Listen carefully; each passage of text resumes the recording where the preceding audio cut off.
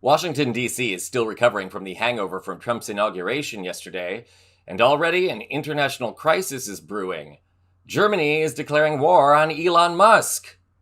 Welcome to Occupy Democrats. You know, I never thought I'd feel bad for Marco Rubio, or Little Marco as he's known in the GOP family.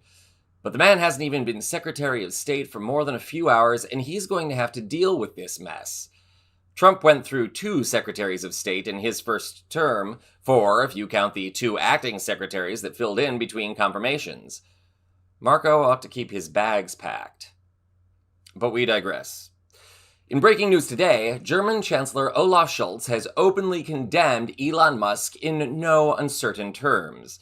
This after Musk's bizarre behavior at the Trump inauguration yesterday, at which the Tesla CEO and incoming director of the Department of Government Efficiency appeared to be on drugs. Musk is a proud user of ketamine. In order to understand the gravity of this story, and of Scholz's anger, we need to first review a bit about Olaf Scholz and his place on the world stage. Scholz became Chancellor of Germany in 2021, becoming one of the oldest heads of state to ever lead the nation, something he has in common with Donald Trump. But the parallels end there. Scholz has set policy in Germany to expand clean energy and phase out the use of nuclear power and fossil fuels. Though he opposed COVID-19 vaccination mandates during his run for chancellor, public chaos forced him to reconsider. He has supported mandatory vaccines for adults since 2022.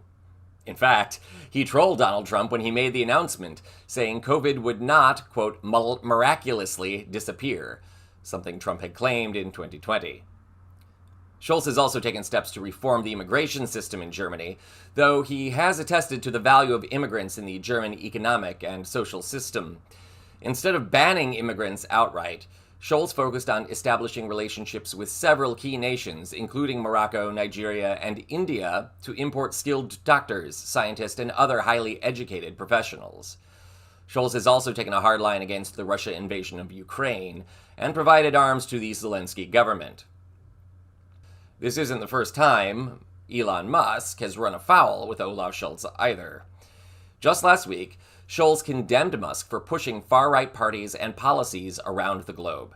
Check this out.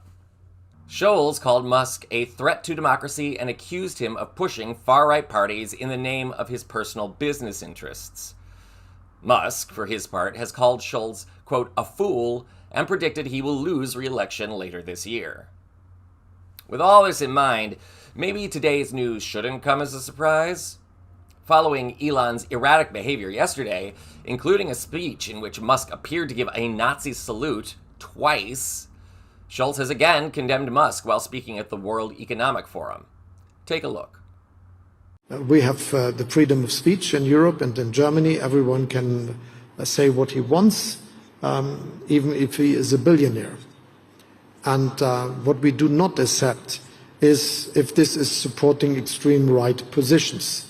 And that is what I would like to repeat again. Musk, for his part, retaliated on Twitter, saying, shame on oaf shits. Note to Elon, stick to kleptocracy. You're not a comedian. While it might be easy to dismiss the Scholz-Musk feud as a pithy squabble, stop and consider this for a moment. With the possible exception of Jewish Europeans, nobody knows better than the German people the dangers of combining racial superiority and fascism, 2 hallmarks of Nazism and the incoming Trump administration. Besides the numerous war crimes perpetrated by the Nazis, the German people suffered as well, losing basic rights and getting carried off into the worst conflict in human history.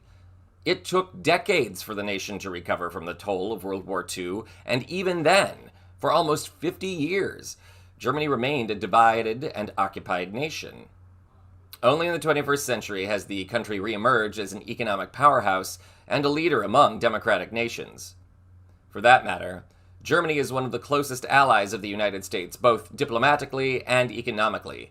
Given recent aggressions by China, building new military weapons, and Russia's invasion of Ukraine, we're not sure this is the best time to alienate our best friends. Not that Elon Musk will notice. Like Donald Trump, he seems to exist in a world of his own, dominated by his own selfishness and ego.